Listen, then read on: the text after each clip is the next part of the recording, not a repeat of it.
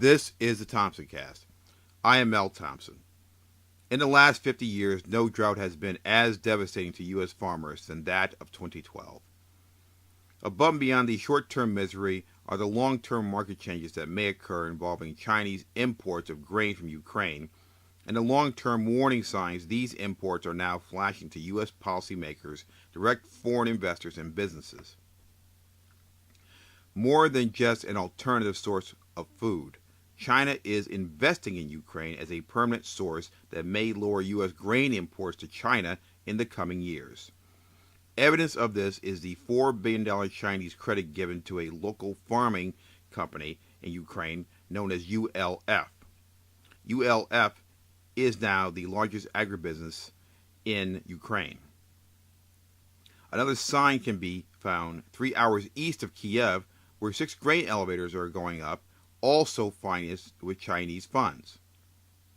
Several reasons for these investments come to mind. First is the fact that the Chinese want to assure a stable supply of cheap grain, not only to feed their people, but to also prevent civil unrest. It is forecast that food supplies will steadily tighten this decade and that prices will rise.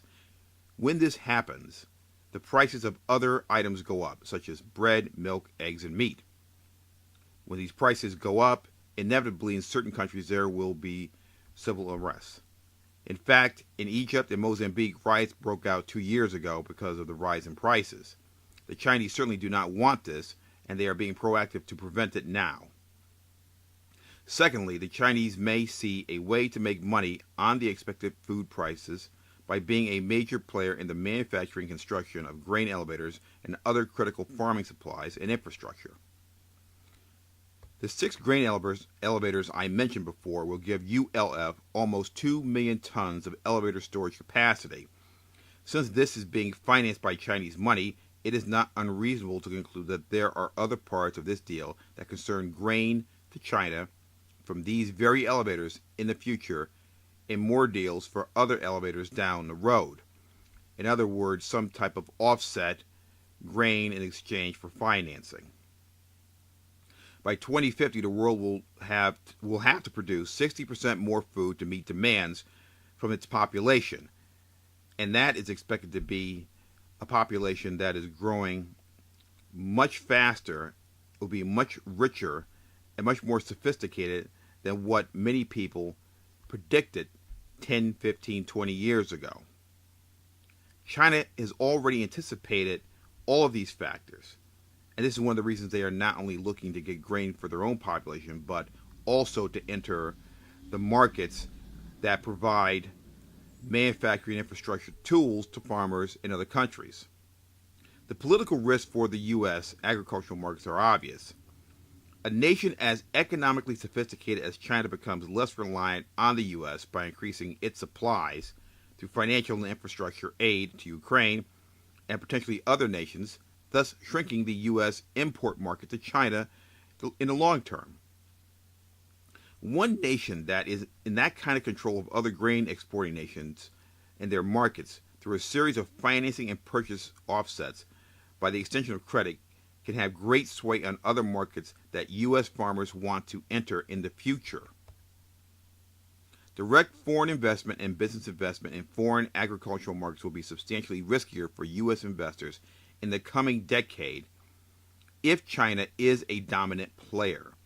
However, this could turn around very quickly if U.S. policy begins to mirror and compete with Chinese policy of entering and controlling these markets through a combination of credit and supply.